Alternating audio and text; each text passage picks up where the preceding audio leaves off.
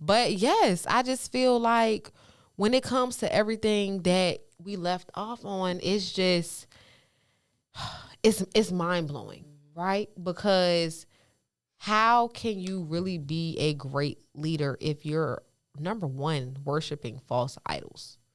But we gonna have a conversation. Child, that's under the table. We gonna start off with that though. That's too heavy. That is way too heavy. Oh my! I'm so sorry, y'all. Hey, you only gonna go as far as your idol.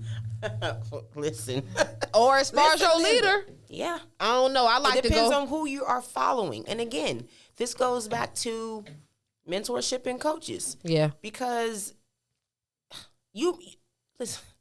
Satan was smart as a whip. The fallen angel was smart as a whip. We don't even have to go there. Okay. But I'm saying that to say there are wolves in sheep's clothing that are posing out here as professionals and experts and being tapped in and in tune with who you are helps you to discern who you're coming in contact with. And then when you are intentional about your mission and your purpose and your passion, when you're intentional about it, you begin to see those people when they approach you. And you cannot work. This is why I cannot work with anybody anymore. I remember being so hungry and driven, working with anybody. I have been afforded some amazing opportunities. And I've also been bit by some of these opportunities because they weren't properly vetted. I didn't do my due diligence or didn't know what questions to ask. Right. You know what I mean? They saw something in me and decided to take advantage. Right. And didn't pay or whatever the case may be. We all have pain points. Right. But it really is about being able to align with the right people. Right. Your right who. You got to align with your right who, y'all. Man. And that's the entry.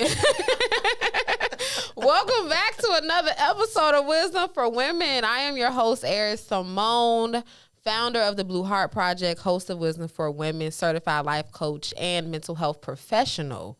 We back. With Miss Tiffany Martin. Ladies and gentlemen.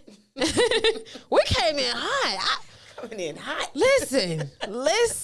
Y'all better pick y'all. Hey. If y'all ain't learned nothing from part 1, part 2, I think I would argue it's going to be one of them ones. It's going to be one of them ones, man. Because seriously, it's just, and I feel like that was such a great pivotal point because this time around, I kind of want to talk more so about having the wrong mentors.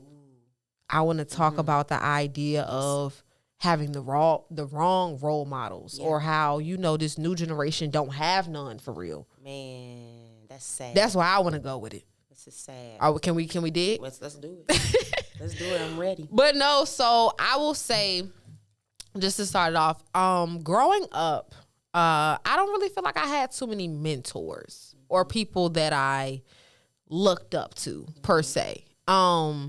Number one, I was always hyper aware of the fact that we're all human and we're all messing up, whether we're hiding it, whether we're speaking on it, whether it's something we did in the past or whether it's something we're going to do in the future. But we're all very much so capable of not being perfect people. We're literally imperfect beings. Yes. So I don't think I've ever imperfect.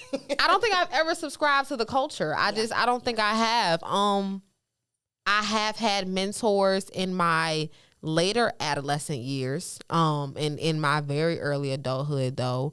But mostly growing up, I kind of saw like what I didn't want for myself. What I didn't want to be like. You feel what I'm saying? Like I'm from the inner city, Richmond, Virginia. If you know, you know. And yeah, I mean, not to say like it's a terrible place. I mean, obviously I'm a byproduct. I feel like I came out pretty sharp. But I'm one of the more fortunate people though to take all of the adversity and all of the things and use it for my betterment and to have the mindset of, okay, I could go down this path. I could go that path. I go down that path too. But I think I'm gonna pick my own, and I think I'm gonna get out the city before I really don't have no choice but to be around. Because the thing is this, I love the metaphor, the idea of the fishbowl. I knew when it was around the time, before it was time for me to graduate, honestly, it was a subconscious thought of you need to leave once you graduate school. But once it came to like my junior, senior year, I was ready to go. Like it just, I felt like I hit my glass ceiling. And unfortunately, I was getting more opportunities. I had a radio show. I was having so many job offers after graduation and just all of the things. But I'm just like, well, number one, if I'm just getting all the way transparent with y'all, I wasn't about to pay rent in Richmond. I wasn't about to get a crib. Like, I just wasn't about to do adulthood in Richmond. I just had no desire to. Yeah. I had no desire to. Like, I'm about to see the same people I've been seeing since elementary school as an adult. Yeah. Oh, my God. Now everybody just really know exactly what I have going. I just didn't want no parts. I hear you. And so I just feel like, well, we don't. So we talked about, like we said, having mentors and having coaches and all of the positives, but I really do want to talk about having the wrong mentors. Yeah. And let me say this as a disclaimer. I wouldn't even say that people have the wrong mentors, but what I will say is you can have a mentor that's putting the wrong stuff down on the inside of you. Mm-hmm. Specifically swaying you to have a one-track mind, imposing their limited beliefs on you or their mentality because of their hurt or their bad experiences. Mm-hmm. So what is your take? She like, child, don't start me. Don't start me. Oh, I'm here for it. Yes. First of all, I definitely want to thank you, Eris, for your transparency and vulnerability in those moments, right? Mm-hmm. And because there's power in vulnerability. And one thing we don't allow ourselves to do is be vulnerable in sacred spaces or be vulnerable to people, period, right? Because of hurts, past pains, or whatever the case may be. And that's one thing that, I'm not a big crier. I don't like to cry, but I know it's cleansing, it's necessary. I'm a cry baby. Anybody can tell you, I'm the one to suck it up. It ain't gonna change anything. Oh my type God. of person. Okay. But I'm being more softer. With you in your myself. softer era? Yeah, I'm trying. Working on my divine It's no such energy. thing. It's no such thing. Yes, and to each his own. But I will cry though. I won't lie. I will cry, especially when I get in some moments. But I said that to say, it's important to make sure that even in that space, we don't allow ourselves to get taken advantage of. And I think that we have done ourselves a disservice by not getting help, assistance, therapy.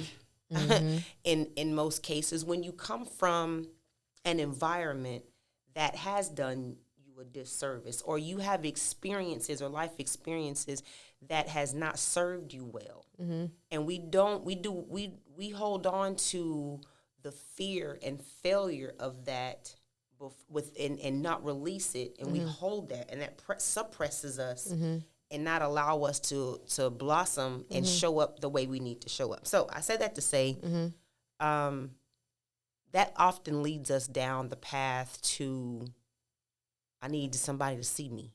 I just need somebody to hear me. I need somebody to validation. And that's dangerous. It's very dangerous, and we have to be careful. And so, again, the self-healing, self-journeying process is critical when you are seeking mentorship or leveling up or your next phase. Having the wrong mentor, don't get me wrong, I've had them. I've had the bad experiences, and I say that because that's a part of my vulnerable story.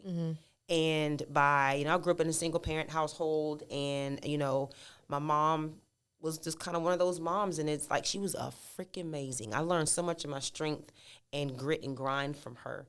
But she also was still very much hurt by my dad's doings and things of that nature. So there was a piece missing. this thing called abandonment, you know what I'm saying, and rejection and everything else that shows up. And it tends to grow up in us, and it shows up in business. It shows up in business because we don't know how to identify triggers. Man, let me say So therefore, you attach yourself to toxicity, not just in personal relationships, but you attach it in business relationships. So the work that I've been able to do with myself over the last 3 to 4 years, just with the self-love, self-care, self-healing, it's been ugly. I've had some ugly cries in this process, but it's been so invigorating and liberating because now I can at least put a name to some of that junk. And not that it's not a part of my story and I can erase it, but I now know how to give myself permission to release what no longer serves me.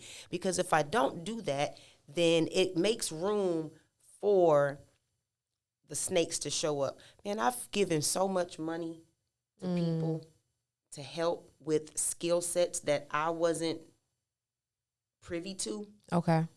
And it's hurt.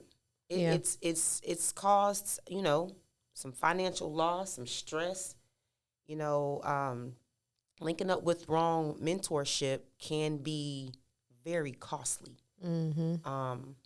Time-wise, which is probably the biggest commodity on this planet that we can never get back. For sure. Is our time. Yeah. And so, it's one thing. I just tell people to pay attention and be careful. Yeah.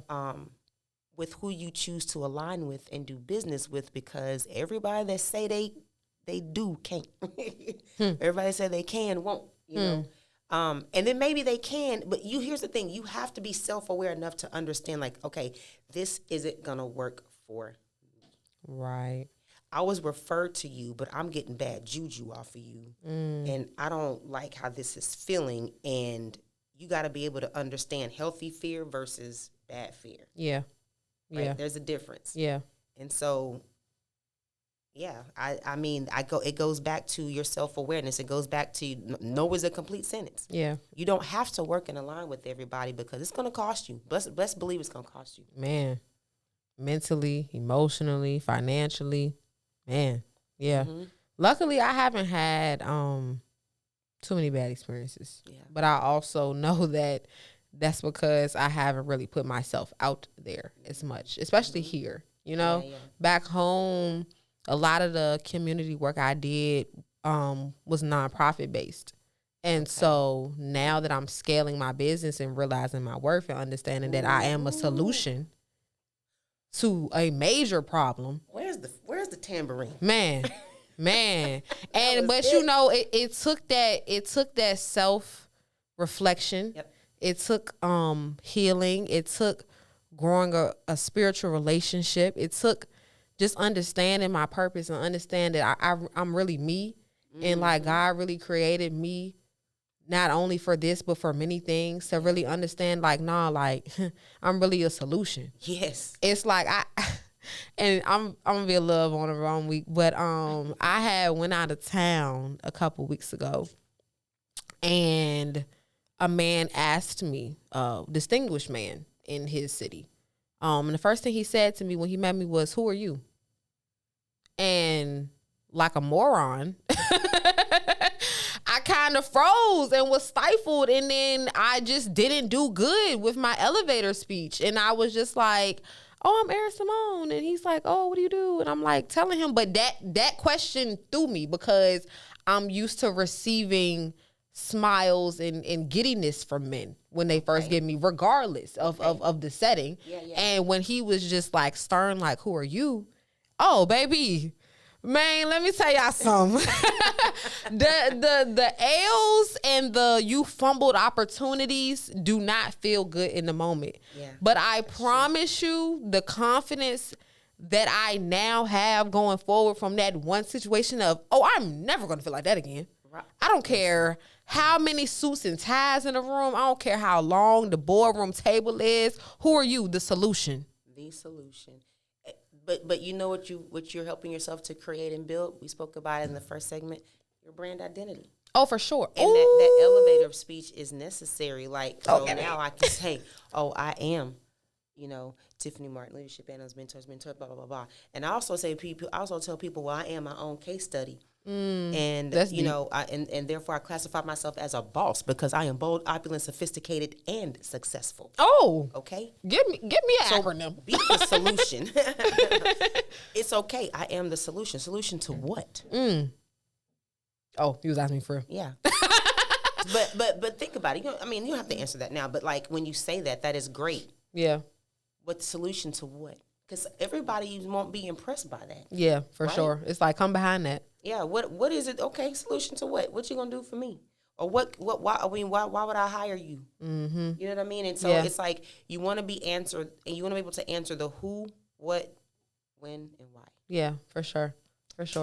In 60 seconds or less. Yeah, for sure. Confidently. Yeah. Now, mentorship helps to teach that as well. Like, build that confidence, identify certain things, push you out your comfort zone, those types of things. While you want to have mentorship people. Yeah. But not the wrong one, because you'll be able to tell. Like, it's very, very important for you to know who you are, what you want, and what you need.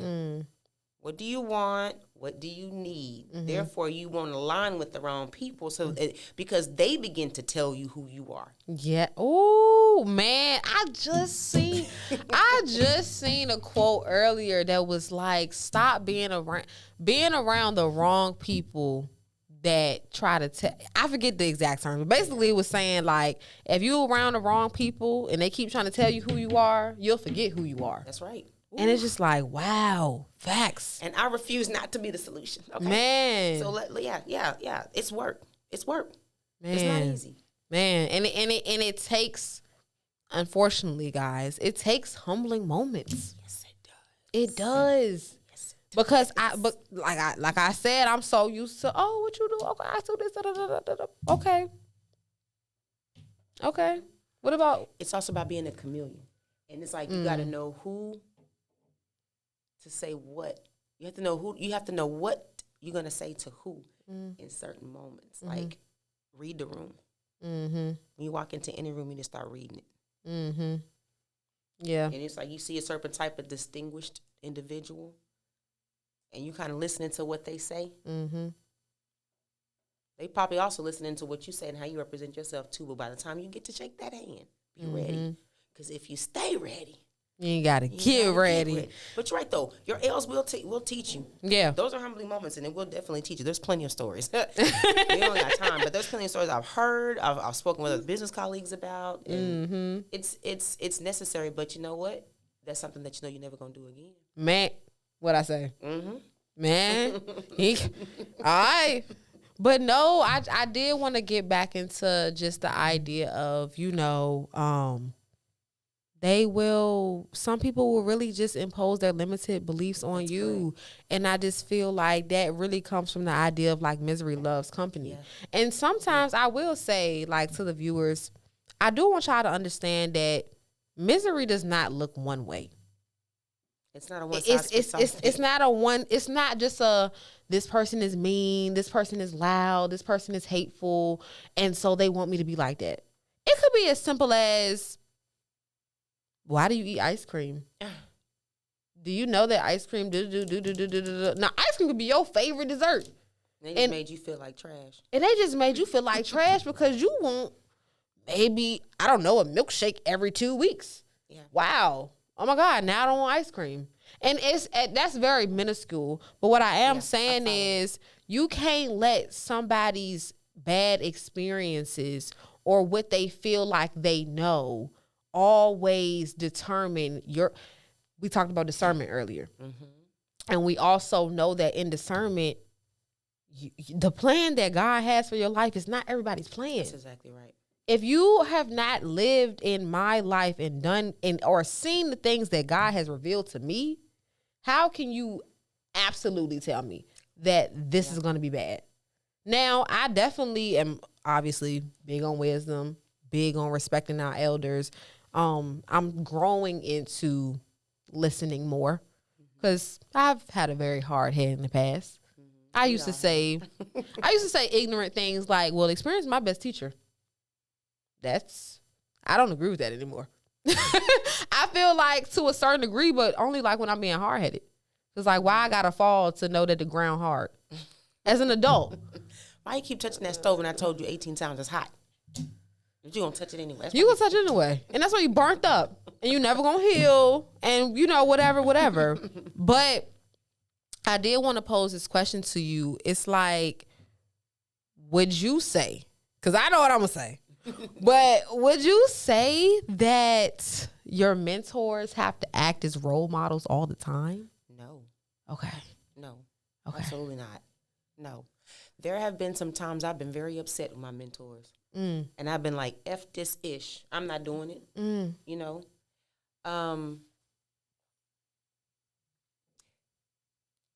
They're there to do a job, and I can look up to my mentor.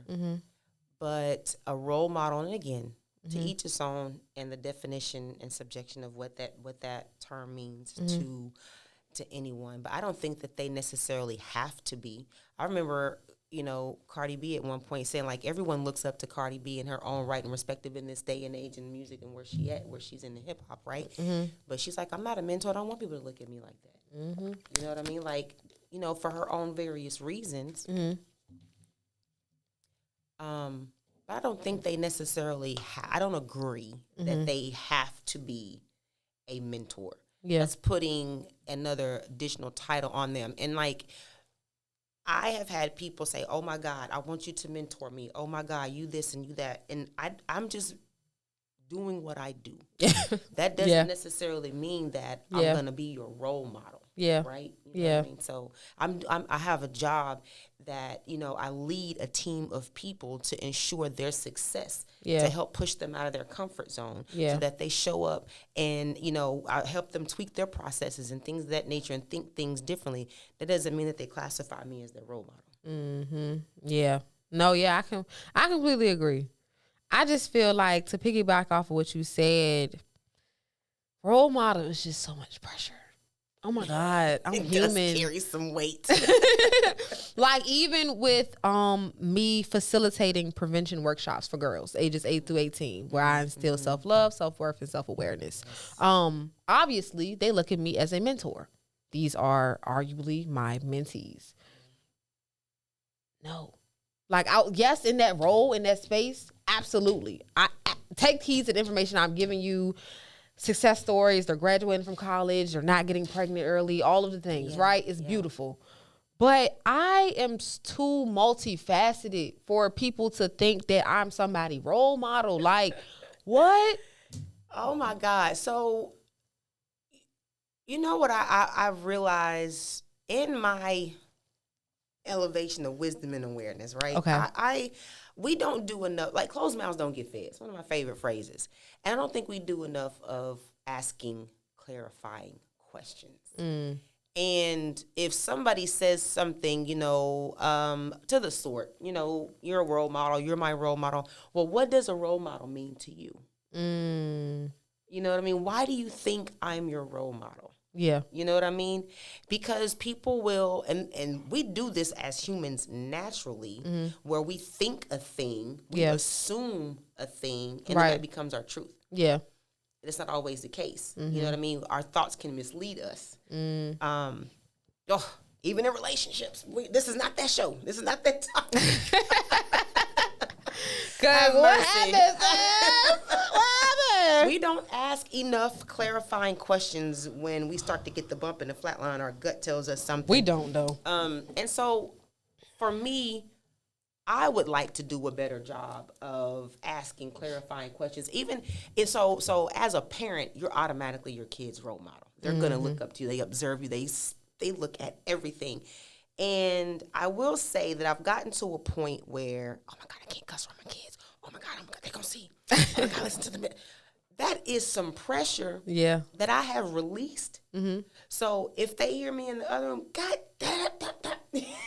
and they will from time to time, I no longer say these are bad words because that's instilling a definition. So these are just grown-up words. They're grown-up words. You're going to probably say them one day in your life, but they're not right now. They're grown-up words. And somebody may argue. You guys may disagree, and that's fine. That is your prerogative. You have the right to disagree with me. With your kids, though. Yes, with whomever, But my thing is, I think I give myself permission to be me always, so that as my kids get older, they will know that, you know what? Mommy always kept it real with me. They never had to second guess. They knew when it was a good day, they knew when it was a bad day. Yeah. They knew when it was a fun day, you know, or leave mommy alone day. You know what I mean? So, and it's like, it's teaching them awareness. It's teaching them certain energies as well. And again, to each its own, there's no there are all kinds of handbooks, but it don't work for everybody. That's also not one size fits all, right? But the role of a role model does carry weight and pressure. Yeah. It does. And I've often gone back in my room like, oh my God, am I being a good mom? Oh my God, like, what am I going to do now? Like, I would never buy myself anything. I felt guilty for buying a $6 pair of socks. Oh my God. I could have did something for them. This is like, you know. That is so much. It's a lot. It is a lot, but I wouldn't trade it for the world because they are teaching me. They are mentoring me in a lot of areas as well. And there is a such thing as reverse mentorship, and there's a such thing as peer-to-peer mentorship, where colleagues can get together and mentor each other. I have my team actually do that. Like I set them up with their own mentor-mentee, and they teach each other. It's almost like, and then the reverse mentorship is like a train the trainer. Okay, you know what I mean, if I teach you, then I want you to teach me back what you know. You know what I'm saying? So my kids do that with me too. So I love that. Oh. Yeah, I don't know. We gonna stop talking about that. But no, I do love that. And I feel like you just helped me to really understand, like, we put pressure on things. Yeah, we do. Like, it be us, once again, in our own head, trying to figure out, okay, well, I don't want to be that. But it's like, you're going off your own definition. Maybe she just saying that she want to, I don't know, like, wear her hair like you. Like, you know, you got to ask the people what they talking about. But I love that, though. I do. I definitely do. I just know that going forward for me, that I just, and I don't even really want to say like I'm looking for more mentorship. I'm just putting myself now in a position as to where I'm aligning with the mentors that are meant for me, going to the events, being in the spaces, having the conversations, being obedient, trying my best anyway, because like I told you, I'm new in faith. It's okay. It's okay. Yeah. And we have to stop even telling ourselves certain things like that. Like, you know what I mean? I heard you say earlier, like a moron type of thing. Like, yeah. It's stuff like, and I don't mean to pick on you, but it's things like, I'm hard on myself. I tell you, we really are naturally. Yeah. Human instinct and reaction. Right. But again, it goes back to the awareness. Once we know better, we do better. And so it's like, it's nothing wrong with just being who you are. Who are you proving anything to? I had a very bad habit of thinking I had to prove myself to everybody. And so therefore, I'm long-winded. I talk a lot. Ooh, but when I go into context about everything, I got to give details for everything. I do it in business. So I need you to understand exactly how I understand this. Like, you know, so you understand why I made this move the way that I made it. And sometimes it's so unnecessary. My mom has told me that my whole life. You talk. Oh my God, my mother has as well. You talk too much. I can remember driving down Feeder Road at 610 years and years ago, and I had just gotten off the phone, rough conversation with my mom. You talk too damn much. And I'm like, I have heard that all of my life, to the point where it's like, this is another thing. How we grow up and what we're exposed to in our households and in our environments, what people say to us, what people, imposter syndrome. Man. Imposter syndrome will be attached to us. And it was a point where, I'm not going to go into it, but that's a topic in and of itself. And if my mom's telling me, you talk too much. And then it got to the point where, you want to talk? I don't want to talk, or I feel bad for talking, or I feel bad for or it's like I'm dragging myself. My bad. Or you begin to apologize for like all types of just weird stuff, and because you're projecting on yourself at that point. You're projecting on pain points, and it's like one day I remember praying like, God, you gave me this tongue for a reason. I'm so sick of hearing this. Yeah. To the point where I made myself mad. Yeah. And it's like, you gave me this mouth and this tongue for a reason. Why? Yeah. Like you made me uniquely me. Why? Why? I literally had to sit with myself. Tears was rolling down my face because I'm tired of hearing that. You know what I mean? Like, it's a negative thing because I expressed myself. And I'm not saying this is my mother, but oftentimes parents are very envious of their kids and their drive and what they do and their light. And bosses are envious to their team and staff, and they, you know what I mean? Or you're never going to amount to anything. Coaches are like this with their players and teams at times, and you're absolutely right. Whatever their pain points, traumas, or self-limiting beliefs are, they will impose and project that on to somebody else, and then you grow attached to that and think that's a part of your identity. That's why it's so important that we understand who the heck we are, so we show up as our authentic selves. So I forget why we got to this point in the conversation. But no, while you were cooking, I thought about some things as far as just like changing the perspective. Instance, do I drag out conversation? Do I talk too much, or am I detail oriented? Yeah, I'm very detail oriented. Do I overthink, or am I a critical thinker? There you go. Do you feel what I'm saying? It's the reverse. It's the reverse because the reality is I'm an overthinker to people that don't think that much. Yeah, and that gets us in trouble sometimes as well. Yeah, for sure. I mean? I'm not gonna act like it's it's so fun. Yeah. Living in your head rent free is not that fun. But what I am saying is, it's most of the time, and this is just me being vulnerable, y'all. If something is going over my head, I'm allowing it to. Because understand when I address them, because I'm growing out of not addressing stuff. Okay. Because I used to be a big let stuff build up and then I blow up, and now it's toxic and chaotic and all of the things. So now I'm trying to. I told you, intentional healing. I started the therapy, child. I'm proud of you for that. All of the things. Thank you so much. Thank you so much. We got to hear that. I'm proud of you for that. Good job. Thank you. Oh gosh. Okay. But anyway, I'm actively growing out of that and understanding that you need to address stuff when it happens. And so it's like when stuff happens, even in me first addressing it, I done thought about it like twice before I said something. So if I'm letting it go over my head, it's because I don't feel like dealing with it. I don't feel like having a conversation. But you know what? You don't have to. Not in that moment. Yeah. Not that moment. If I know I'm aware. Okay, prime example. I didn't mean to cut you off. You good. I know exactly where. I swear to God, you remind me of me. I know exactly what you're referring to. So, for instance, as we've all been here, okay, this is, I think, maybe a relatable example. Okay. You get a text message from somebody that you're interested in, and you don't like what the text message says, okay? And you begin to get upset and angry. And then you begin to respond to that text message in an angry way. Why? What happened? So they didn't, and then you go back and you realize, well, they didn't say anything out of pocket, out of line, disrespectful or anything. Why are you mad, Tiff? So I literally had to pause. As I was getting ready to go, I had to pause, catch myself, and read the conversation and ask myself, these are the questions that we don't ask ourselves now. Did he say anything wrong? Did he say anything out of pocket? No. Then what you mad for?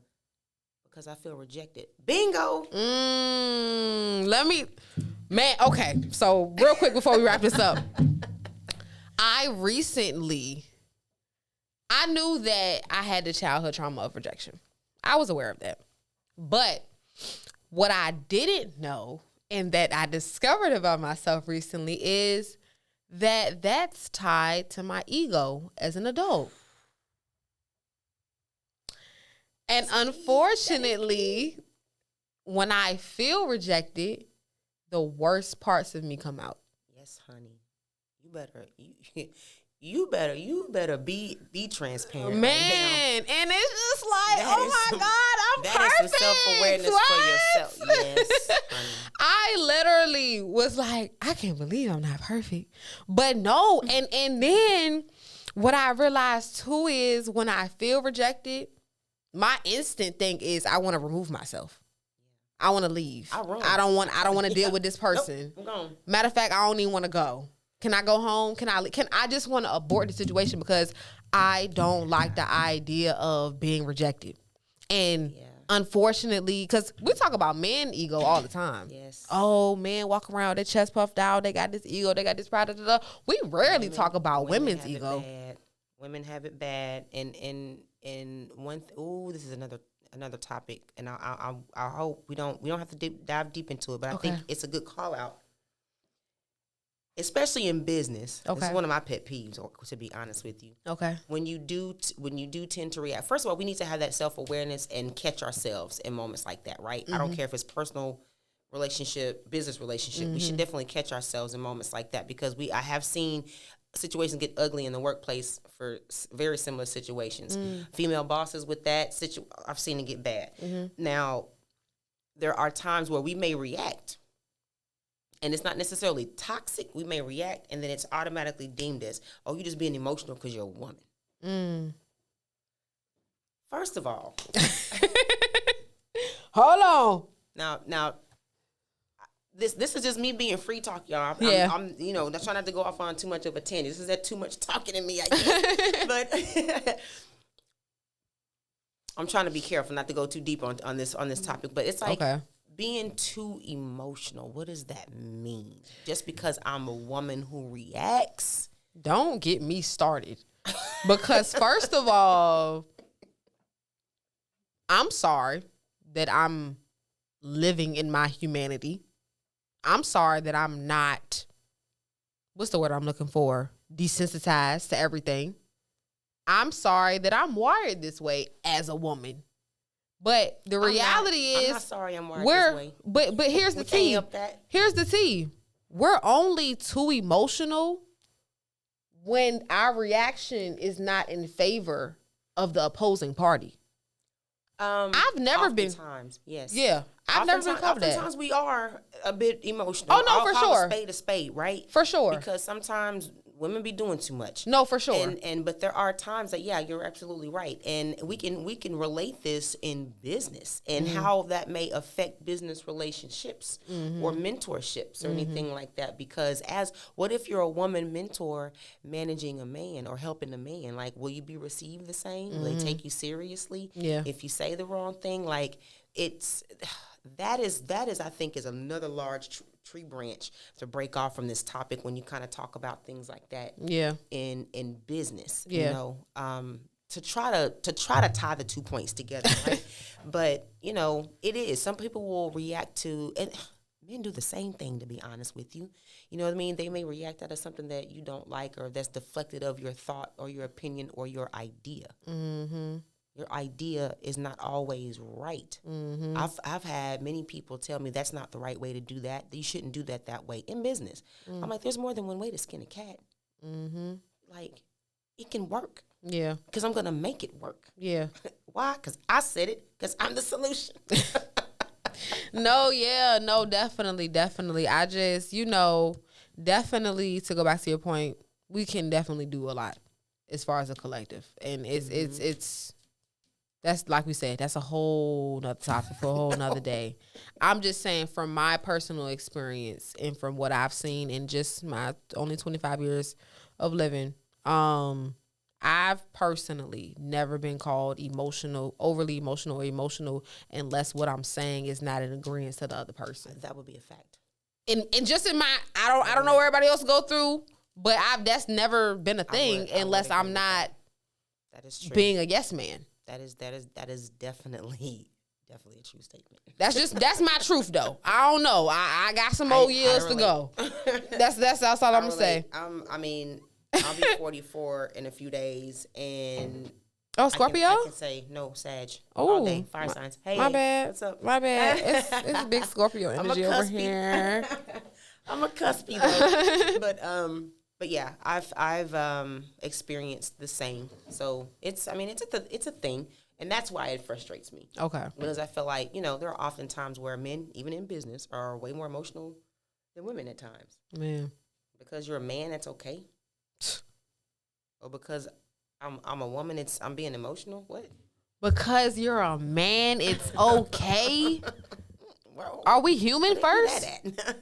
Are we human first? Is right, and is wrong? Exactly. Listen, woo, don't get me started on that. No, I'm gonna take this jacket off, y'all. So you start digging down that rabbit hole. I'm gonna have to go ahead and peel this jacket off. Man, listen. I have appreciated you in this conversation, yes, part 1 and part 2. Y'all, thank y'all so much for tuning in to another episode of Wisdom for Women. I am your host, Eris Simone. Every Sunday, guys, 6 p.m. You know what I'm saying? We getting back to it. We on that type timing. Yeah. I hope y'all took great things out of this. Do you want to leave the people? I'm sorry. Do you want to leave the people some quick words of wisdom before we go? Absolutely. Just know, you guys, action takers are money makers. And your time is now. NOW. No opportunity wasted. Stop wasting time on yourselves. Stop wasting time on other people that don't align with what it is that you feel that you need to be doing and what direction you're called to. Feel free to follow me, you guys. It's Visionary 4, number 4, me, on all social media platforms. I actually have some cool Black Friday things I'm going to be releasing here. In fact, as a best-selling author, you guys, if it's okay with our lovely host here, anybody that, DM me on Instagram, or you can text me 832-508-4663. Level Up. Text me Level Up. I'll make sure that all viewers get a free copy of my best-selling book. Period. Behind the Mind, Self-Care is Healthcare. It is a mental health guide for business professionals. We all need a foundation to start somewhere, y'all. So, yeah, let's go get it. Yes, I love what you say. Action takers ain't money makers. Action takers are money makers, baby. Ooh, okay. I don't even know what to say. Wisdom for women. No, no. Honestly, I would just say to take away as far as wisdom, just make sure that you're aligning with the correct mentors. Use your discernment. Yeah. Understand that all leadership ain't good leadership. Just all of the things, man. Just use our discernment. And just really, really, really, really take heed to the energy that you're putting around yourself. 100%. And that's going to wrap it up, y'all. That's going to do it. I'm going to see y'all next Sunday. This was fun. Bye, everybody. Thanks for having me. It was so fun. This was awesome.